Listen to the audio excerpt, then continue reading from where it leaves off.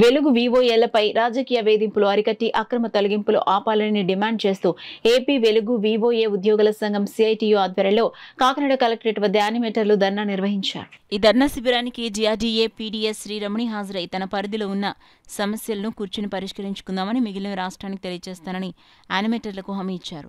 ఈ ధర్నాను ఉద్దేశించి సంఘం జిల్లా గౌరవ అధ్యక్షురాలు జి బేబీరాణి, సిఐటియు జిల్లా ప్రధాన కార్యదర్శి చెక్కల రాజ్ కుమార్, జిల్లా కోశాధికారి మల్కా రమణ మాట్లాడుతూ ప్రభుత్వం మారింది కాబట్టి మా కార్యకర్తలను మీ స్థానంలో నియమిస్తాం, మీరు రాజీనామా చేయండని కూటమి నాయకులు యానిమేటర్లపై ఒత్తిడి చేస్తున్నారని, ఎన్నికల ముందు ఉద్యోగ భద్రత కల్పిస్తామని చెప్పిన వాగ్దానాన్ని మర్చిపోయారని ప్రశ్నించారు.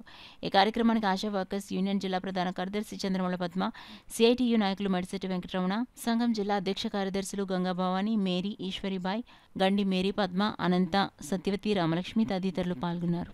జగ్గంపేట ఎలాసరం కూడా బెదిరింపులు వస్తున్నాయి, పాలరే బెదిరింపులు వస్తున్నాయి.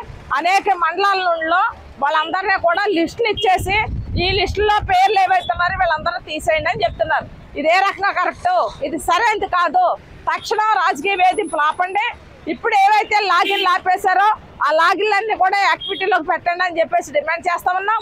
అలాగే యానిమేటర్ల జీతాలు వీళ్ళ అకౌంట్లో వేయట్లేదు కాబట్టి మొత్తం 10,000 రూపాయలు అకౌంట్లో వేయాలి, సొంత అకౌంట్లో ఆ జీతం వేయాలని డిమాండ్ చేస్తాం.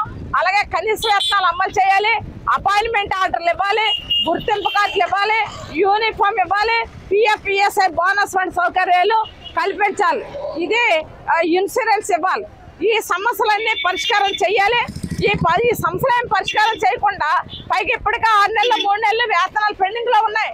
ఇవి కూడా ఇవ్వకుండా ఇవాళ ఇంటికి వెళ్ళిపోండి అని చెప్పడం ఏ రకంగా కరెక్ట్? గత ప్రభుత్వం ఏ తప్పులు చేస్తుందో మీరు ఆ తప్పులు చేసి మీరు వెంటనే వెళ్ళిపోకండి బయటికి. మీకు చెప్పేది అది.